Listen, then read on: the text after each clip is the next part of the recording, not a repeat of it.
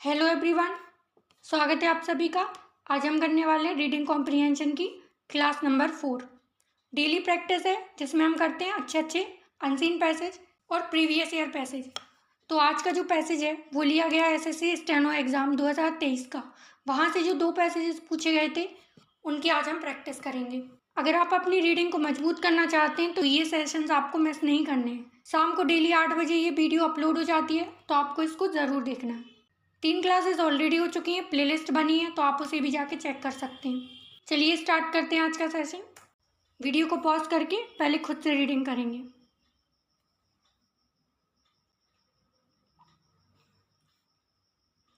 I hope reading कर ली होगी आपने।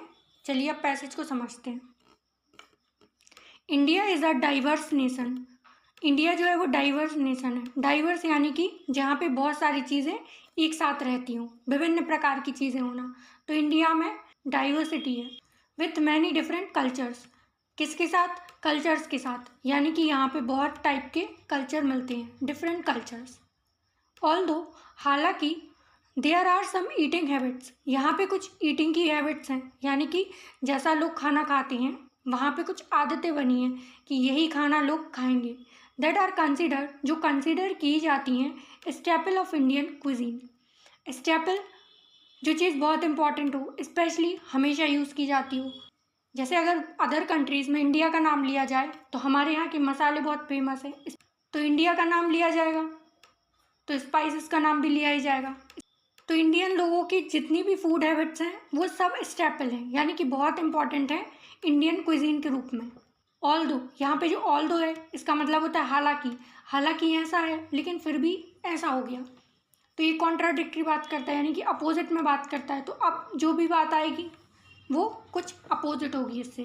तो these habits may not be practised by all the cultures of India. ये जो हैबिट्स हैं वो प्रैक्टिस नहीं की जाती, यानी कि हर कोई इन हैबिट्स को अपनाए, ये ज़रूरी नहीं है। All the cultures of India, जितने भी कल्चर्स पाए जाते हैं वो सारे कल्चर इसी हैबिट को फॉलो करें, ये ज़रूरी नहीं है। हालांकि ऐसा है कि जितनी भी हैबिट्स हैं वो सब इंडियन क्विजीन में आती हैं और एक इम्पॉर्टेंट पार्ट है, लेकिन वो सारे क्विजीन्स हर कोई फॉलो करे ये ज़रूरी नहीं है। मतलब कि हर कल्चर का अपना एक क्विजीन है और हर क्विजीन की अपनी एक इम्पॉर्टेंस है, और वो सारे क्विजीन जो हैं वो सब इंडियन क्विजीन कहलाएंगे, जो कि स्टेपल है, यानी कि बहुत इंपॉर्टेंट पार्ट है। अगर उन क्विजीन का नाम लोगे तो इंडिया का नाम ऑब्वियसली आएगा। ये सेंटेंस का मतलब है। क्विजीन डिफर्स, क्विजीन डिफ़र करते हैं, यानी कि जो खाने हैं वो अलग रहते हैं। किससे? Across India's diverse reason.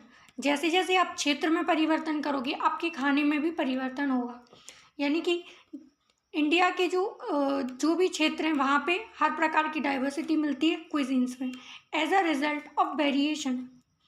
ये किस चीज़ का रिजल्ट है? ये है वेरिएशन का रिजल्ट, कि हर जगह अलग अलग चीज़ें हैं। वो कौन कौन सी चीज़ें हैं? लोकल कल्चर, वहाँ की जो संस्कृति है, क्षेत्रीय जो चीज़ें हैं, जैसे क्षेत्रीय भाषाएं होती हैं, क्षेत्रीय खाना होता है, तो वो सब अलग हो सकता है। जियोग्राफिकल लोकेशन, वहाँ वो कहाँ पे रहते हैं, उनका भौगोलिक क्षेत्र कहाँ पे है, इस बात से भी डिफर करती हैं। जैसे कि प्रॉक्सिमिटी टू सी, वो समुद्र के पास में रहते हैं। डेजर्ट, मरुस्थल में। माउंटेन्स यानी कि पर्वत में रहते हैं। तो जहाँ जहाँ उनका जैसा जैसा एरिया होगा वैसे वैसे खाने भी चेंज होंगे। और एंड इकोनॉमिक्स, उनकी जो अर्थव्यवस्था है वो भी डिफर करती है।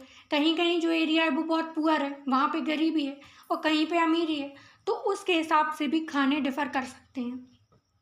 इट ऑल्सो वेरीज, ये और भी तरह से चेंज होता है। कैसे? सीजनली, मतलब मौसम के हिसाब से भी चेंज होता है। जैसे गर्मी है तो अलग खाना होगा, ठंड है तो अलग खाना होगा। Depending on which fruit and vegetable are ripe, जो भी फ्रूट्स या वेजिटेबल राइप है यानी कि पके हुए हैं, उस मौसम में जो फ्रूट्स और वेजिटेबल्स आते हैं उनके हिसाब पे डिपेंड करता है कि कौन सा खाना वहाँ पे बनेगा। ऑल्सो इसके साथ साथ जो middle eastern and central Asian है इन्फ्लुएंसेस, यानी कि जो मध्य पूर्वी क्षेत्र है या फिर सेंट्रल एशिया है, जो मध्य एशिया का क्षेत्र है, उसका जो इन्फ्लुएंस है हैव अकर्ड, वो भी अकर होता है, वो भी पड़ता है ऑन नदर्न इंडियन क्विजीन। वो भी किस पे पड़ता है? जो नॉर्थ साइड के उत्तर भारत के जो क्विजीन है, वहाँ के खाने हैं, उन पे सबसे ज़्यादा असर किसका पड़ता है? मिडिल ईस्टर्न का और सेंट्रल एशियन का। फ्रॉम द ईयर्स, अभी से नहीं पड़ता, सालों से चलता आ रहा है, ऑफ मुगल रूल, जब से मुगल्स का रूल हुआ है। और मुगल का रूल कब था? ये 1506 से शुरू हुआ था, जब बाबर ने शासन करना स्टार्ट किया था ना, तब से। तो जब से ये स्टार्ट हुआ है ना, तब से ही वहाँ के क्विजीन्स पे भी फ़र्क पड़ा है, वहाँ के खाने भी इन्फ्लुएंस यानी कि प्रभावित होने लगे हैं इन एरियाज से। Indian cuisine is still involving, अभी भी वो इन्वॉल्व हो रहा है, यानी कि बढ़ता जा रहा है, डेवलप हो रहा है, क्योंकि अभी भी ऑल कल्चर्स हमारे यहाँ आ रहे हैं। जैसे कि अभी चाइनीज़ फूड बहुत चलता है, जापानीज़ हो गया, इटालियन हो गया, तो ये सारे फूड्स भी यहाँ पे इंक्लूड करते हैं। तो इंडियन क्विजीन अभी भी इन्वॉल्व हो रहा है और चीज़ें भी ऐड हो रही हैं इसमें। एज अ रिजल्ट, ये किस चीज़ का रिजल्ट है? Of the Nations cultural interaction with other societies. जो हम लोग अदर सोसाइटी, दूसरे समाज से, दूसरी सोसाइटीज़ से अपना इंटरेक्शन करते हैं, एक दूसरे से कॉन्टैक्ट बढ़ाते हैं, इनकी वजह से है कि हमारा कल्चर जो है वो इतना डाइवर्सिफाई हो रहा है, इतनी चीज़ें चेंज हो रही हैं और हम उसमें डेवलप करते जा रहे हैं। फिर आगे है हिस्टोरिकल इंसिडेंट्स, जो ऐतिहासिक घटनाएं हैं जो पहले के टाइम में हुई हैं, जैसे कि सच एज इन्वेजन, जो विदेशी आक्रांता आए हैं, आक्रमण किया है विदेशी आक्रांताओं ने, हमारे देश में आकर रहने लगे थे, उनकी वजह से भी क्या हुआ है, ये चीज़ें चेंज हुई हैं। ट्रेड रिलेशंस, जो व्यापार के संबंध बनाए जाते हैं कि एक दूसरे से व्यापार करना, आयात निर्यात करना, उससे भी चेंजेस हुए हैं। एंड इसके साथ साथ जो कोलोनियलिज्म था, यानी कि दूसरा देश अपने ऊपर शासन कर रहा है, तो अपने साथ शासन करने के साथ साथ अपनी जो चीज़ें हैं, अपनी जो हैबिट है, वो भी वो यहाँ लेके आया। तो ये जो सारी चीज़ें हैं कि विदेशी लोगों का आना, ट्रेड, आयात निर्यात करना, व्यापार करना और उपनिवेशवाद बनाना, यानी कि हमारे यहाँ ही आके हमारे यहाँ ही बस जाना, ये सारी चीज़ें हैव प्लेड अ रोल। इन सब ने एक अच्छा खासा अपना रोल प्ले किया है, यानी कि किरदार निभाया है, उन्होंने पार्ट लिया इन चीज़ों में, इन इंट्रोड्यूस करने में, यानी कि और चीज़ें ऐड करने में, सर्टेन फूड्स, जो उनकी खुद की फूड हैबिट्स थी, जो कुछ चीज़ें जो वो खुद फॉलो करते थे, उन सबको भी इनमें ऐड किया टू द कंट्री, हमारी कंट्री में ये चीज़ें वो लेके आए। फॉर इंस्टेंस, जैसे एग्जाम्पल की बात करें, पोटैटो, आलू, जो स्टेपल है, a staple of the diet in some regions of India, जो कि अभी क्या होता है, कुछ रीजन्स में इंपॉर्टेंट डाइट होती है, स्टेपल डाइट, यानी कि मोस्ट ऑफ द टाइम ये तो चाहिए ही चाहिए, कोई चीज़ हो ना हो, आलू की सब्ज़ी होनी ही चाहिए, तो ये इंपॉर्टेंट पार्ट बन गया। वॉज ब्रॉड, ये लाया गया था कहाँ? इंडिया में। वाई द पोर्तुगीज़, जो पोर्तुगीज़ थे, पुर्तगाल के लोग थे, वहाँ से आलू लाया गया था। स्टार्टिंग में आलू इंडिया का नहीं था, पोर्तुगीज़ उसको लेके आए थे। हु ऑल्सो इंट्रोड्यूस, जिन्होंने और चीज़ भी इंट्रोड्यूस की, जैसे कि चिलीज, जो मिर्च मसाले, मिर्ची है, और साथ में ब्रेड फ्रूट, जैसे जैक फ्रूट होता है, कटहल, उसके जैसा ही कुछ सिमिलर सा है ब्रेड फ्रूट। हालांकि जैक फ्रूट और ब्रेड फ्रूट दोनों अलग हैं, लेकिन ये दोनों चीज़ें जो हैं वो चिलीज़ और ब्रेड फ्रूट, ये दोनों भी किसने इंट्रोड्यूस की थी? ये दोनों भी पोर्तुगीज़ लेके आए थे। तो पोर्तुगीज़ क्या क्या लेके आए? आलू भी लाए, चिली भी लाए और ब्रेड फ्रूट भी लाए, ठीक है। अब इंडियन क्विजीन, जो इंडियन के खाने हैं, हैज़ शेप्ड द हिस्ट्री, उन्होंने शेप की हिस्ट्री को, यानी कि हिस्ट्री में कुछ परिवर्तन किया, ऑफ इंटरनेशनल रिलेशंस, उसमें किसका पार्ट भी है? अंतर्राष्ट्रीय संबंधों का। हम जो दूसरे देशों के साथ संबंध बनाते हैं, उन सब ने भी क्या किया है, हमारे इंडिया में कुछ ना कुछ चेंजेस किए हैं। जैसे द स्पाइस, जो तीखापन है या फिर मसाले हैं, उनका ट्रेड, उनका जो व्यापार हुआ था between India and Europe, India और यूरोप के बीच में उनका जो व्यापार हुआ था, वो प्राइमरी कैटलिस्ट था, यानी कि पहली बार उत्प्रेरक का काम किया था उसने।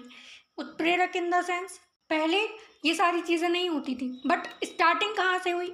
स्टार्टिंग हुई यूरोप और इंडिया के ट्रेड से, जो कि हुआ था स्पाइस को लेकर, स्पाइस यानी कि मसाले।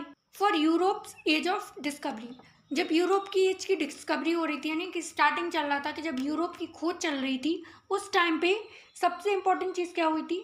ट्रेड हुआ था स्पाइस का, इंडिया का ट्रेड हुआ था यूरोप के साथ। तो उसने स्टार्टिंग की थी कि हाँ, हमें अपना जो कल्चर है वो डाइवर्सिफाई करना चाहिए, एक दूसरे से बांटना चाहिए, ये चीज़ यहाँ से स्टार्ट हुई थी।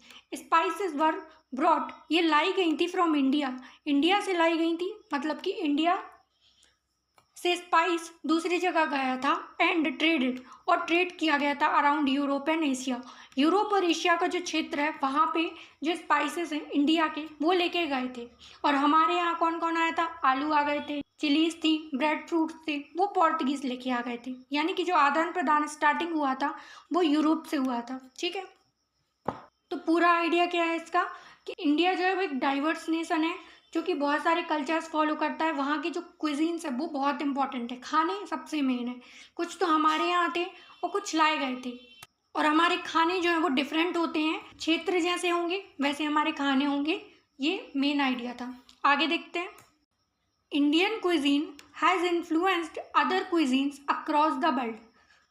जो इंडिया का खाना है, इंडिया की जो डिशेज़ हैं उनने इन्फ्लुएंस किया, उनने प्रभावित किया और सारी डिशेज़ को भी जो कि पूरे दुनिया की थी, जितने भी दुनिया भर से डिशेज़ थी उन सबको भी इन्फ्लुएंस किया, उनमें कुछ चीज़ें ऐड की, या फिर ये बोले कि वहाँ के लोगों को प्रभावित किया। स्पेशली वो फ्रॉम जो कि कहाँ से हैं, Europe, middle east, north America, सब सहारन अफ्रीका, ये सारे नाम दिए गए हैं कि यहाँ के जो लोग हैं, यहाँ के जो फूड है उन सबको उन्होंने प्रभावित किया। Indian food is rich in flavours. Indian जो फूड है वो फ्लेवर से रिच है, यानी कि सबसे ज़्यादा फ्लेवर वहाँ पे पाए जाते हैं, उनकी वजह से भरपूर मात्रा में टेस्ट मिलता है फूड को। हाउएवर, हालांकि जो स्पाइसेस हैं do more than flavour a dish. जो स्पाइसेस होते हैं, मतलब कि जो तीखापन होता है उसमें मसाले ऐड किए जाते हैं, वो मोर देन फ्लेवर देते हैं एक डिश को। सबसे ज़्यादा फ्लेवर्स किसकी वजह से आते हैं, स्पाइसेस की वजह से, क्योंकि जितना मसाला डालोगे ऑब्वियस सी बात है कि फ्लेवर उतना अच्छा आएगा डिश में। They are also used to cool and warm the body during hot और कोल्ड वेदर। ये जो स्पाइस हैं वो यूज़ किए जाते हैं कूल और वार्म करने के लिए बॉडी को। अगर गर्मी है तो ठंडे खाने को खाएंगे, ठंडा है तो गर्म को खाएंगे, जैसे कि अगर सर्दी लगी है तो चाय को पी लो। तो ऐसी चीज़ों का यूज़ करते हैं अपने वेदर के अकॉर्डिंग। योगर्ट जो दही है is commonly used to flavour dishes. ये सबसे इम्पॉर्टेंट चीज़ होती है फ्लेवर करने के लिए डिश को, दही का यूज़ किया जाता है। और एज अ सॉस की तरह, जैसे कि बाहर के लोग फॉरेन कंट्रीज़ में सॉस खाते हैं, हमारे यहाँ योगर्ट यानी कि दही मिलाया जाता है। टू चिल स्पाइसी डिशेस, जो बहुत ज़्यादा मिर्ची हो वाली डिशेस होती हैं, तीखी हो जाती हैं, उनको चिलअप करने के लिए, यानी कि उनके स्पाइस को कम करने के लिए, उसके प्रभाव को थोड़ा सा कम करने के लिए हम योगर्ट का यूज़ करते हैं। मैनी इंडियन डिशेज, जो बहुत सारे इंडियन डिशेज हैं, आर कुकड, उन्हें पकाया जाता है इन वेजिटेबल ऑयल, वनस्पति ऑयल होता है उसमें पकाया जाता है। बट जो peanut oil is popular in northern and western India. जो पीनट ऑयल यानी कि जो मूंगफली का तेल होता है वो सबसे ज़्यादा पॉपुलर होता है उत्तरी भारत में और पश्चिमी भारत में, यहाँ पे सबसे ज़्यादा ये यूज़ किया जाता है। मस्टर्ड ऑयल जो सरसों का तेल है in eastern India and coconut oil along the western coast.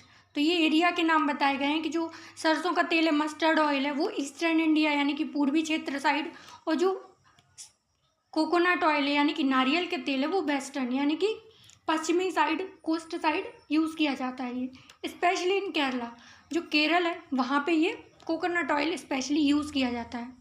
चिंगेली यानी कि शीशम का जो ऑयल है इस कॉमन, वो सबसे कॉमन है, आमतौर पे पाया जाता है इन द साउथ, जो दक्षिण साइड है वहाँ पे यूज़ किया जाता है। Since it's impart a fragrant, ये फ्रेग्रेंट देता है, फ्रेग्रेंट यानी कि खुशबू देता है।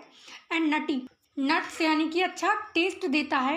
एंड अरोमा, नटी अरोमा, एक बहुत अच्छी प्लीजेंट सी खुशबू देता है। अरोमा यानी कि खुशबू होना, स्पेशली फूड की। इन रिसेंट डिकेड्स, जो अभी के दशक हैं, अभी हाल ही के दशक में, सनफ्लावर यानी कि सूरजमुखी का, सेफ्लावर ये भी एक टाइप का फ्लावर भी होता है, कॉटन सीड जो कपास के बीज होते हैं, और सोयाबीन ऑयल, ये सारे जो ऑयल्स हैं हैव बिकम पॉपुलर, ये और पॉपुलर हो गए इन इंडिया में, अक्रॉस इंडिया में पॉपुलर हो गए हैं। बटर बेस्ड घी, बटर पे आधारित जो घी होता है, और देसी घी इज़ यूज्ड फ्रिक्वेंटली, ये अधिकतर टाइम यूज़ किया जाता है। दो less than in the past, जितना पहले पास्ट में किया जाता था उससे तो कम ही किया जाता है। आजकल लोग जो हैं वो हेल्थ कॉन्शियस हो गए हैं, तो घी और देसी घी ये सब थोड़ा कम यूज़ किया जाने लगा है। पहले ये सारी चीज़ें बहुत ज़्यादा यूज़ होती थी। इस पैसेज का पूरा समरी अगर हम निकालें तो क्विज़ीन की बात की गई है कि इंडिया के क्विज़ीन्स हैं वो डाइवर्सिफाई हैं, कहाँ पे क्या पाया जाता है, कौन से एरिया उसको इन्फ्लुएंस करते हैं और क्या क्या चीज़ें वहाँ पे मिलती हैं। ऑयल्स के डिफरेंट टाइप्स बताए गए हैं कि ये सारे टाइप्स हैं। ये सिंपल इसका आइडिया है। अब चलें क्वेश्चन देख लें एक बार। फर्स्ट है, how was Indian cuisine able to influence other cuisine across the world. कि जो इंडिया के क्विजीन्स हैं, इंडिया के खाने हैं, वो कैसे दूसरे क्विजीन्स को, दूसरे देश के जो क्विजीन्स हैं वहाँ के खाने हैं उनको प्रभावित कैसे कर रहे थे। Spices were brought from India and traded around Europe and Asia. जो स्पाइस थे वो इंडिया से लाए गए थे और ट्रेड किए गए थे यूरोप और एशिया में। इससे इन्फ्लुएंस हुए थे क्विजीन पूरी दुनिया के। ठीक लग रहा है थोड़ा सा, क्योंकि हाँ ये हुआ था। इंडियन जो है वो living across the globe prepared Indian food for locals. जो इंडियंस हैं, जो भारतीय लोग हैं, वो पूरे दुनिया में रह रहे हैं और प्रिपेयर कर रहे हैं इंडियन फूड वहाँ के क्षेत्रीय लोगों के लिए। ऐसा तो कहीं कुछ मेंशन ही नहीं था, तो ये तो हो नहीं सकता। Indians introduced the idea of coconut oil to people across the globe. सिर्फ कोकोनट ऑयल की बात हुई है, वहाँ पे तो अदर कितने सारे ऑयल्स थे, सनफ्लावर थे, सेफ्लावर थे और कॉटन शीट थे, कितने सारे ऑयल्स थे। तो सिर्फ इसकी बात तो नहीं हो सकती, तो ये आंसर नहीं होगा। इंडियंस जो थे वो इंट्रोड्यूस कर रहे थे chilli flu food in the world. सिर्फ चिली फूड की बात हो रही थी, चिली तो खुद पोर्तुगीज लेके आए थे, तो हमारे यहाँ तो ये चीज़ नहीं थी ना। तो आंसर क्या हो जाएगा, ए, कि जो स्पाइस थी वो इंडिया से लाई जा रही थी और ट्रेड की जा रही थी दूसरी जगह पे, specially in Europe and Asia. उसकी वजह से क्या माना जा रहा था कि इंडियन कुजीन दूसरे देशों में फेमस हो रहा है। समझ आया।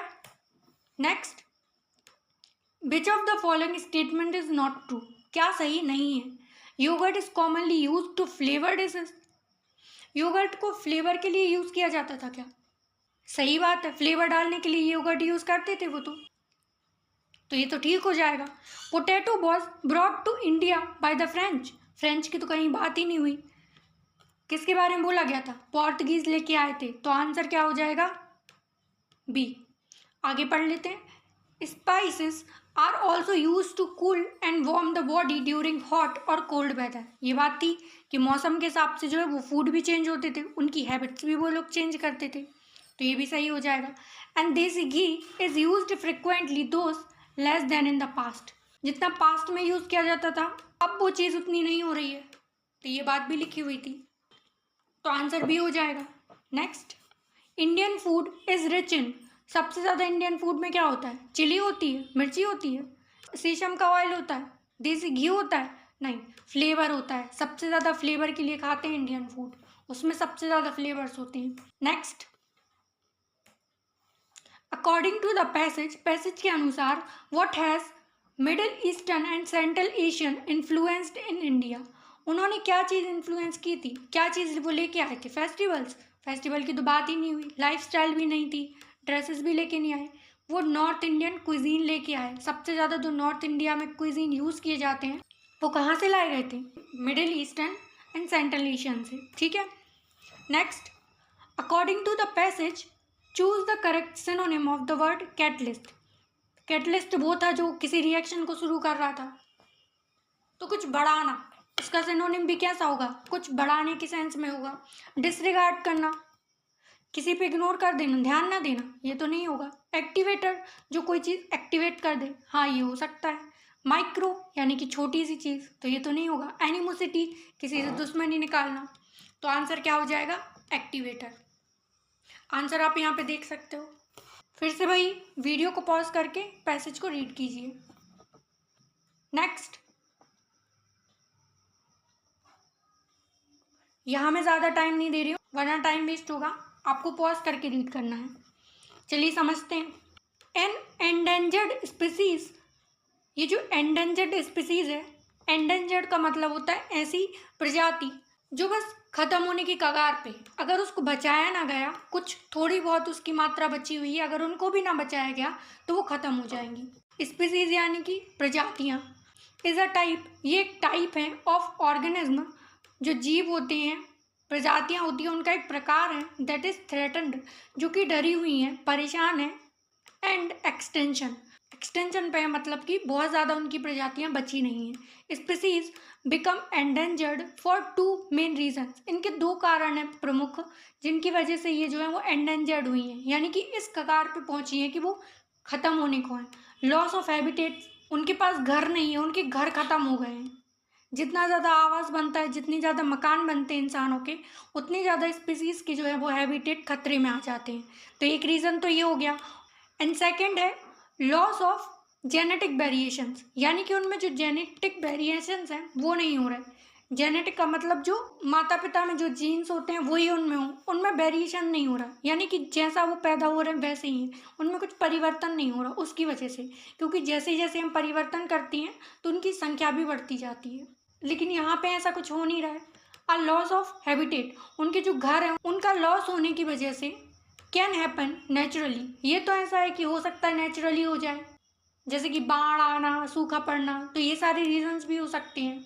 डायनासोर्स फॉर इंस्टेंस, उनका एग्जाम्पल लें तो लॉस्ट देयर हैबिटेट, उनकी जगह छूट गई। कैसे? अबाउट 65 मिलियन ईयर अगो, इतने साल पहले उनके जो घर हैं वो छूट गए। द हॉट ड्राई क्लाइमेट, जो गर्म और सूखा क्लाइमेट था, यानी कि जो जलवायु थी वो एक तो इतनी ज़्यादा गर्म हो गई, सूखी पड़ गई जलवायु, उसकी वजह से क्रिटेशियस पीरियड, एक पीरियड का नाम बताया गया है, यानी कि ये समय था, उस पीरियड ने चेंज्ड वेरी क्विकली, वो पीरियड बहुत जल्दी चेंज हो गया। उसकी वजह से क्या हुआ, एक तो जलवायु इतनी ख़राब हो गई इस टाइम पे, ये टाइम मेंशन है कि इस टाइम पे जलवायु इतनी ख़राब हो गई। मोस्ट लाइकली ये किसकी वजह से हुआ? Because of an asteroid striking the earth, एक एस्ट्रॉइड था, यानी कि जो उल्का पिंड था, एस्ट्रॉइड था, उसके टकराने की वजह से क्या हुआ है, ये जो क्लाइमेट चेंज हुआ उसकी वजह से डायनासोर लुप्त हो गए। The impact of the asteroid, इसका जो इम्पैक्ट हुआ, इसका प्रभाव पड़ा एस्ट्रॉइड, फोर्स्ड डेब्रिस, उसने जो डेब्रिस है उसको फोर्स किया। डेब्रिस यानी कि कचरा मलबा, जो कि आकाश में अंतरिक्ष में तैरता रहता है, उसको बोलते हैं डेब्रिस। तो उसको फोर्स किया इनटू द एटमॉस्फेयर, कि वो अपने वातावरण में आ जाए। तो जो कचरा था, कूड़ा करकट था वहाँ का, वो कहाँ पे आ गया?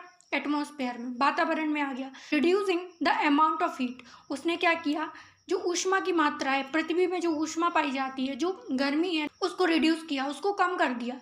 एंड द लाइट, जो लाइट थी दैट रीच्ड अर्थ सरफेस, जो कि अर्थ के सरफेस पे रीच करती थी, पहुंचती थी लाइट, उसको भी बाधित कर दिया, उसको भी रिड्यूस कर दिया। उसकी वजह से ये सारी चीज़ें हुई हैं। द डायनासोर, जो डायनासोर थे, वर अनएबल टू अडेप्ट, वो अडेप्ट नहीं कर पाए, यानी कि वो उसके हिसाब से ढल नहीं पाए टू दिस न्यू, ये जो नया चेंज अचानक से हुआ था उसकी वजह से वो ढल नहीं पाए उसमें। कूलर हैबिटेट, उनके जो घर थे, आवास थे, कूलर हैबिटेट थे, वो ठंडे हो गए, उनकी वजह से वो उसमें ढाल ना पाए खुद को, और वो क्या हो गए? एंडेंजर्ड हो गए, यानी कि लुप्त होने की कगार पे आ गए। एंड देन एक्सटिंक्ट, फिर वो खत्म ही हो गए। ह्यूमन एक्टिविटीज़, जो मानव की क्रियाएं हैं, जो लोग करते हैं, एक्टिविटीज़ करते हैं इंसान, कैन ऑल्सो कॉन्ट्रीब्यूट, ये भी कॉन्ट्रीब्यूट कर सकता है, ये भी पार्ट बन सकता है to a loss of habitats, उनके घर खत्म हो रहे हैं, इनका एक कारण ह्यूमन भी बन सकते हैं, इंसान भी बन सकते हैं। डेवलपमेंट फॉर हाउसिंग, यानी कि इंसान अपना खुद का घर बनाने के लिए जो विकास करता है, इंडस्ट्रीज बनाता है, एग्रीकल्चर कार्य करता है, वो रिड्यूस करती है हैबिटेट ऑफ नेटिव ऑर्गेनिज्म, जो नेटिव होता है यानी कि वहाँ पे जो मूल निवासी, वहाँ के जो ऑर्गेनिज्म हैं, उन सब के जो घर हैं उनको रिड्यूस करते हैं, उनको खतरे में डालने का काम कौन कर रहा है? ये सारी एक्टिविटीज़ जो कि इंसान खुद कर रहा है। This can happen in a number of different ways, ये हो सकता है बहुत सारे नंबर्स में और बहुत सारे तरीके इनमें हो सकते हैं। डेवलपमेंट कैन एलिमिनेट, जो विकास है वो एलिमिनेट कर सकता है, यानी कि ख़त्म कर सकता है आवास को, हैबिटेट्स को, और जो नेटिव स्पीसीज़ हैं डायरेक्टली, उनको डायरेक्टली इस पर प्रभाव पड़ सकता है और वो डायरेक्टली ख़त्म भी कर सकते हैं इनको। In the Amazon rain forest of south Africa, ये जो साउथ अफ्रीका का अमेज़न रेन फॉरेस्ट है, ये नाम है वहाँ के जंगल का। डेवलपर्स हैव क्लियर्ड, जो डेवलपर्स हैं उन्होंने क्लियर किया है hundreds of thousands of acres, उन्होंने इसका, उस जंगल का थाउजेंड्स यानी कि हज़ारों एकड़ से ज़्यादा वहाँ का एरिया उन्होंने क्लीन किया है, साफ़ कर दिया है। to clear a piece of land is to remove all trees and vegetation from it. एक छोटा सा टुकड़ा वहाँ के क्षेत्र का, वहाँ की भूमि का क्लियर करने के लिए उन्होंने रिमूव कर दिए वहाँ से सारे ट्रीज, जितने भी पेड़ पौधे थे, और वेजिटेशन यानी कि उससे रिलेटेड जितने भी पेड़ पौधे थे वहाँ से उनने उनको ख़त्म कर दिया। The Amazon rain forest is cleared for kettles ranches. Amazon rain forest को क्लियर कर दिया गया कैटल रेंचेस के लिए। कैटल यानी कि जो मवेशी होते हैं, पौधे पशु पक्षी होते हैं, उनके रेंचेस घर बनाने के लिए, जो पोल्ट्री फार्म्स बनते हैं, पशुओं के फार्म्स बनाए जाते हैं बड़े बड़े, उनको बनाने के लिए अमेजॉन रेन फॉरेस्ट को ख़त्म कर दिया, क्लियर कर दिया। लॉगिंग एंड अर्बन यूज़, ये सारी चीज़ें यूज़ की शहर की चीज़ें बनाने के लिए, उन्होंने वहाँ के फॉरेस्ट को ख़त्म कर दिया। समझ आ रहा है? Next, development can also endangered species indirectly. जो विकास है वो इनडायरेक्ट रूप से एंडेंजर्ड स्पीसीज को खतरे में डाल सकता है, यानी कि वो भी खतरा पैदा कर सकता है स्पीसीज को लेके। सम स्पीसीज, कुछ जो प्रजातियां हैं, जैसे कि fig trees of the rain forest, जो जहाँ पे वर्षा के वन होते हैं, वहाँ की जो फिग ट्रीज हैं, में provide habitat for other species. उनका काम क्या होता है, वो दूसरी स्पीसीज जितनी भी प्रजातियां होती हैं उनको घर प्रोवाइड कराती हैं। लेकिन as a trees are destroyed, लेकिन जैसे ही पेड़ खत्म हुए, स्पीसीज जो डिपेंड थी ऑन दैट ट्री हैबिटेट्स, उनके आवास पे जो डिपेंड थी, मे ऑल्सो बिकम एंडेंजर्ड, वो भी खतरे में पड़ गई। जब प्रोवाइड कराने वाला खुद ही डिस्ट्रॉय हो गया तो वो दूसरों को क्या ही प्रोवाइड करा देगा, तो वो सारी स्पीसीज भी खतरे में पड़ गई। Tree crowns provide habitat in the canopy, ये नाम दिए गए हैं कि जो ट्री क्राउन था वो प्रोवाइड करता है हैबिटेट या आवास देता है कैनोपी। ये किसी पेड़ पौधे का नाम है जो प्रोवाइड कराता है। और top layer of our rain forest, ये रेन फॉरेस्ट की टॉप लेयर होती है ऊपर। प्लांट्स जैसे कि beans, fungi such as mushrooms हैं, इंसेक्ट्स सच एज बटरफ्लाइज, ये नाम दिए गए कि ये सारी जो स्पीसीज हैं लिव करती हैं इन द रेन फॉरेस्ट। ये वर्षावन वाले क्षेत्र में रहती हैं, जो कैनोपी है वहाँ पे ये सारी चीज़ें रहती हैं। So do hundreds of species, जो हंड्रेड्स ऑफ स्पीसीज हैं, हज़ारों स्पीसीज हैं ऑफ ट्रॉपिकल बर्ड और मैमल्स, जैसे कि मंकी है, as trees are cut down, जैसे ही ट्री कट हुए, जैसे ही पेड़ कटे, ये सारे जो घर थे वो ख़त्म हो गए, लॉस्ट हो गए। ये सारे नाम दिए गए कि कहाँ पे कौन रहता था। ट्रॉपिकल में बर्ड रह रही हैं, मैमल्स रह रहे हैं, मंकी हैं, लेकिन जैसे ये ख़त्म हुआ सब कुछ ख़त्म हो गया। जो स्पीसीज़ हैं have less room to live and reproduce, उनके पास वैसे भी बहुत कम घर हैं, आवास है रहने के लिए और रिप्रोड्यूस करने के लिए, यानी कि और प्रजातियाँ बनाने के लिए उनके पास वैसे भी घर कम है। तो इस पैसेज का मेन आइडिया क्या है कि जो स्पीसीज हैं दुनिया में रह रही हैं उनको खतरा पैदा हो गया है, वो एंडेंजर्ड होने लगी हैं।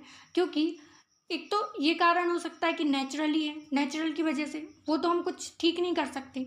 बट जो दूसरा कारण है ना, वो ह्यूमन एक्टिविटीज़ है। मानव इतनी सारी एक्टिविटीज़ कर रहा है, उनकी वजह से भी ये चीज़ों पे खतरा पड़ रहा है। वर्षा के कुछ एग्जाम्पल्स दिए गए हैं कि अमेजॉन रेन फॉरेस्ट है, वहाँ की स्पीसीज़ हैं, और कुछ ऐसी स्पीसीज़ हैं जैसे कि कैनोपी है, वो दूसरों को भी हैबिटेट देती है, लेकिन अब उनको काट दिया जा रहा है, उसकी वजह से खुद उनको जगह नहीं मिल पा रही है, तो वो दूसरों को भी नहीं बचा पा रही हैं, तो उनकी वजह से घर भी ख़त्म हो रहे हैं, और घर नहीं होंगे तो रिप्रोड्यूस कैसे करेंगी। तो जो पूरा पैसेज है वो इसी के बारे में है कि स्पीसीज़ खतरे में है। ठीक है, अब चलते हैं क्वेश्चंस की तरफ। Which of the following statement is correct according to the passage given above? कौन सा स्टेटमेंट करेक्ट है वो पूछा गया है। Development does not have any effect on habitats, जो भी विकास काम होता है उसका कोई प्रभाव नहीं पड़ता हैबिटेट्स के ऊपर, यानी कि आवास पे उसका कोई प्रभाव नहीं पड़ता। ये तो सरासर गलत है, यही तो बता रहे हैं कि सबसे ज़्यादा प्रॉब्लम इसी से तो क्रिएट हो रही है।